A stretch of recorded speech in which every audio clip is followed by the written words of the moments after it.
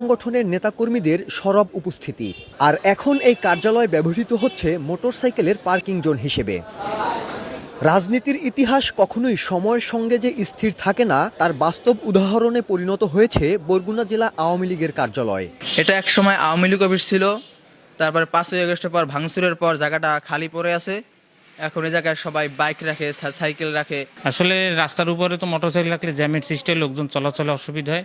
এটা ফাঁকা পড়ে আছে, এই জন্য আমরা একটু মোটরসাইকেল রাখি। আমাদের বরগুনা শহরে এরকম মোটরসাইকেল রাখার কোনো পার্কিং করার কোনো জায়গা নেই, যার ফলে আমরা এখানে ফাঁকা পেয়ে, বিশেষ করে আওয়ামী লীগ অফিস ছিল পূর্বের যে, সেখানে আমরা গাড়ি রাখতেছি আর কি। জিনিসটা আটকানো থাকতে বোঝেন তো, এটা একটা জায়গায় প্রোটেকশনে থাকলে রাখে না কেউই।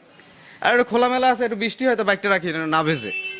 আওয়ামী লীগের জনসমর্থন বেশি থাকায় বরগুনাকে বলা হয় দ্বিতীয় গোপালগঞ্জ। ক্ষমতার পালাবদলের কারণে দলীয় শক্ত ঘাঁটি হয়েও বরগুনা জেলা আওয়ামী লীগ কার্যালয়ের এমন পরিণতি অন্যান্য রাজনৈতিক দলের জন্য শিক্ষণীয় বলে জানান সংশ্লিষ্টরা। রাজনীতি মানুষের কল্যাণের জন্য, যেই রাজনীতি মানুষের কল্যাণ বয়ে আনে না, দেশ ও জাতির কল্যাণ বয়ে আনে না, মূলত সেই রাজনীতি হতে পারে না।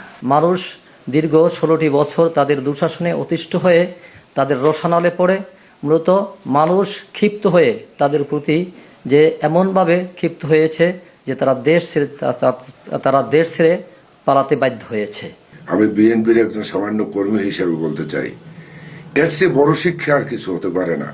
এখান থেকেও যদি আমরা প্রকৃত শিক্ষা গ্রহণ করতে না পারি, তাহলে বলতে হবে জাতি হিসেবে আমরা অত্যন্ত একটা খারাপ জাতি। রাজনীতিতে কখনোই বাড়াবাড়ি ভালো নয়। বাড়াবাড়ি করলে তার যে করুণ পরিণতি হয় 5 আগস্টের পরে, সেটা কিন্তু বরগুনা সহ সারা বাংলাদেশে দেখা যাচ্ছে যে রাজনৈতিক কার্যালয় এখন ধ্বংসস্তূপে পরিণত হয়েছে, রাজনৈতিক নেতারা পালিয়ে বেড়াচ্ছে। গত বছরের 5 আগস্ট আওয়ামী লীগ সরকার পতনের পর কয়েক দফায় ভাঙচুর করা হয় বরগুনা জেলা আওয়ামী লীগের এই কার্যালয়। একসময় এই কার্যালয় ছিল বরগুনার রাজনীতির প্রাণকেন্দ্র, কিন্তু এখন এটি ব্যবহৃত